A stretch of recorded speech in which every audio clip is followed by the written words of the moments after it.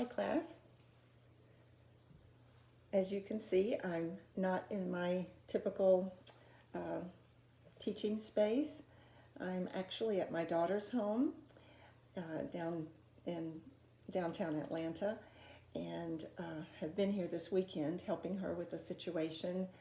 So this is going to be a little bit challenging to uh, teach and record these lessons without my normal things around me. I did bring my little portable whiteboard with me, so here we are. uh, and you will probably notice that I will be frequently looking to my side, which is where I've got my computer propped over here. So we will do the best that we can with these videos today, and hope that you enjoy them. I want to thank you for doing such an excellent job on the test, for taking the time to take the test. I apologize for the difficulty in accessing the test on Class Marker. It's not a program that's particularly user-friendly, especially the free program, which is what I have. Oftentimes with these programs, as you know, when you pay for the higher level of the program, you get a much easier system to work with. When you use the free program, it's kind of confusing, and I think they do that for a reason. I think that they know if you are having a difficult time with the free program that you will say, oh, I'll pay a little bit and get the easier version. But anyway, hopefully we won't need to use Class Marker anymore. I'm hoping that when we resume classes that we will be in a very different situation with ESL program. So we'll see. But thank you so much. And I'll be talking a little bit more about the test in one of the videos. So stay tuned for that. Just sort of an update on comparing where we were last week in our country to where we are today. Last week, our country was, when I was recording lessons, our country was not in a good place, right? By the way, we say in a place or in a good place or in a bad place. Oftentimes we're meaning obviously just the situation. Sometimes we do mean a physical place. I'm in a certain physical place. Or I'm not in a good place, and I can mean that emotionally and in reference to our country in this case. Our country was not in a good situation. And there is still much strife related to racial issues in our country. That's going to be with us for quite a long time. There's much work to be done. But I do feel that things have calmed down a great deal, and you have probably noticed that from social media and from American television. The protests did get out of control. Some of them were very peaceful. In fact, I understand that the majority of them were very peaceful. I viewed some on TV that were simply marches of people trying to get the attention of our leadership in our country. And they were doing so in a very calm and meaningful way. But we do know that some of those protests turned into rioting and looting, Looting. Looting is when people break in and take things that aren't theirs. And one of the real sadnesses of that is that many of these businesses that were damaged or looted we're just beginning to recover a little bit from coronavirus and from the from the shutdown. And then they had all of this damage, and so it's costing them a great deal of money and time, energy at a time that they were already hurting badly. So this is a very sad and distressing thing that happened, and I feel very badly for so many businesses that are suffering as a result of these unnecessary riots. And of course, there were some further deaths. So the loss of life increased through this time, and that's very tragic as well. But I do feel that we are in a better place today than we were 3, 5, 7 days ago. And I do think that there's a very strong feeling among many, many Americans and among much of our leadership that we must do a better job, and that we must not allow police brutality to continue. And that's going to take hard work within all of the different police departments across our country. And this is going to be a big part of the training that will now be in place for the police departments across our country. Okay, so on to today's first lesson. We've been talking about some of the very commonly used words in the English language and ways that we might change that up a little bit, using synonyms. But to me, it's a little bit more than just using synonyms, because actually, I think we will be using more meaningful words or more appropriate words to replace some of these common expressions or words that we have talked about in the last 3 weeks. Today, I'm going to talk about probably the most commonly overused 2 words in the English language. And I think I told you last week that we would be looking at these, like and love. We throw these words around, don't we? We use them all the time, myself included, even though I know that there are some better choices for using like and love. We tend to almost cheapen as making something not as rich and valuable. We cheapen words like love by using them carelessly, don't we? If we really think about what we're going to say, we might change that to a more appropriate word. So that's what we're going to spend some time looking at today. And I'm going to start with some sentences, and we're going to explore then some options. So my first sentence, I was hoping, and I'm writing this as you may be able to tell, to find a sofa like the one Mari has in her home. Okay?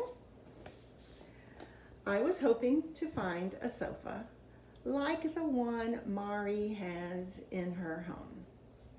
And in this case, we're using like to mean the same as, right?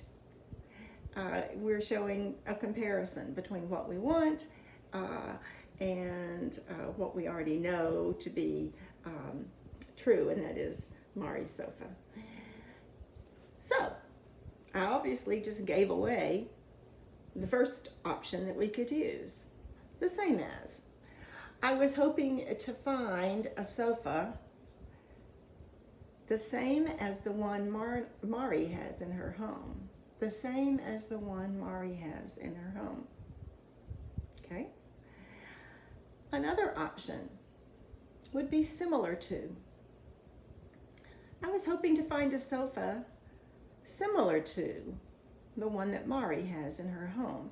Or we can say, I was hoping to find a sofa that is similar to the one Mari has in her home. Another word that we might be able to use that might be new to you, a little bit newer at least, is resemble. Resemble means to look very much alike.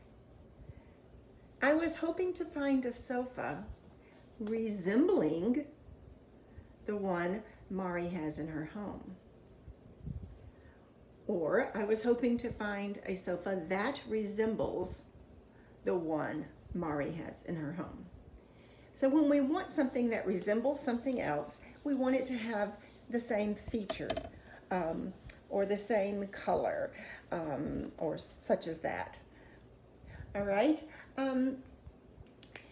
We used last week the words 2 weeks ago, I think, pretty much and close to and nearly. So those also can work very well with like in this situation. I was hoping to find a sofa nearly like the one, okay? I was hoping to find a sofa close to the one.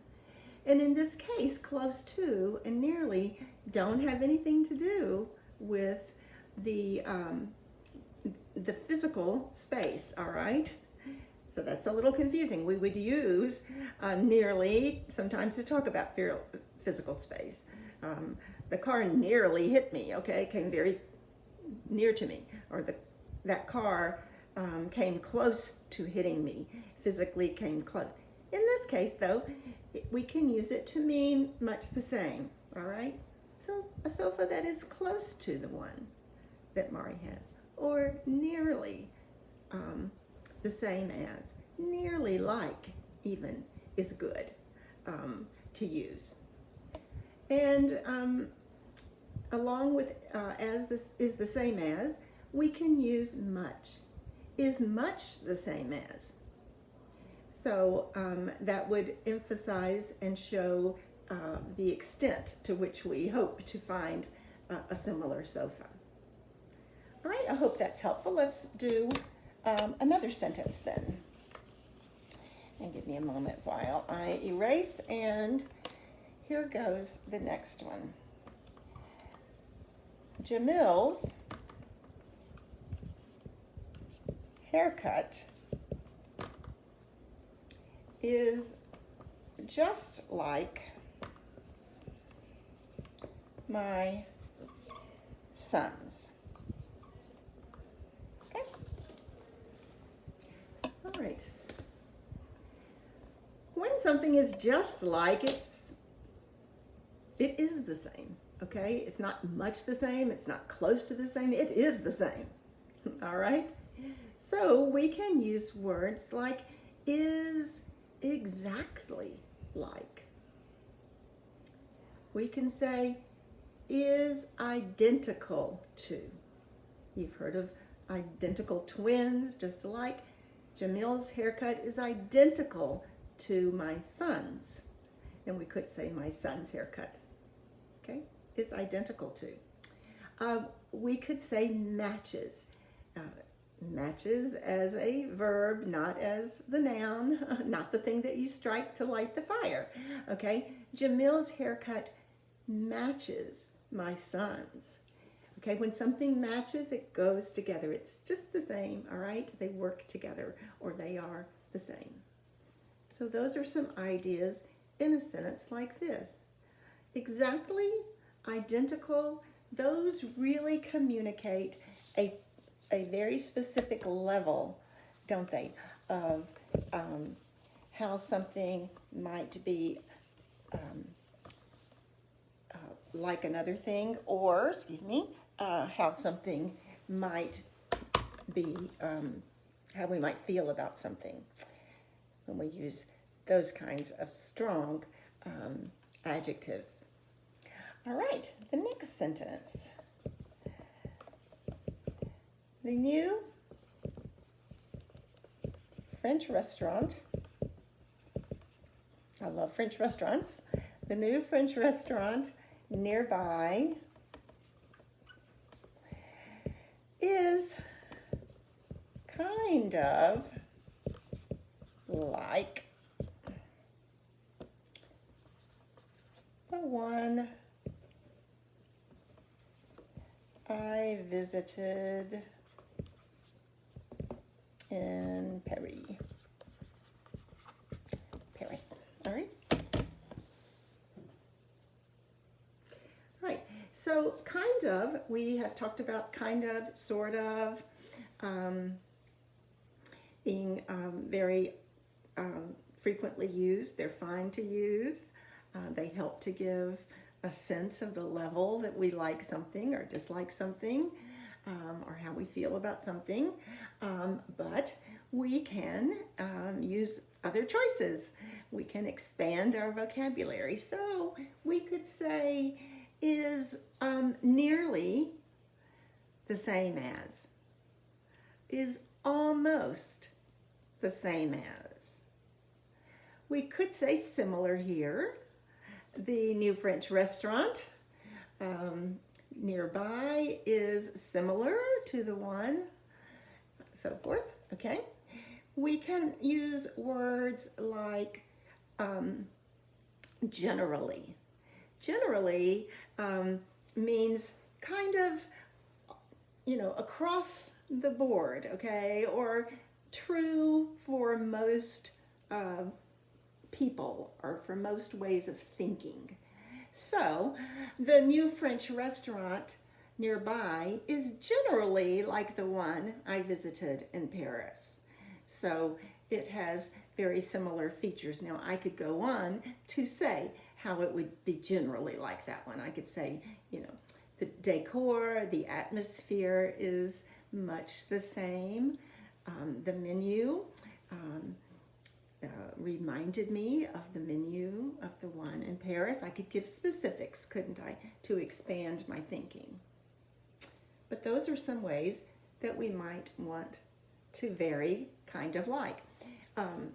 And generally is one that I want you to try to remember and use. You will often hear people say things like, generally speaking, such and such, okay? Generally speaking, most school children have a positive experience in their classes, okay?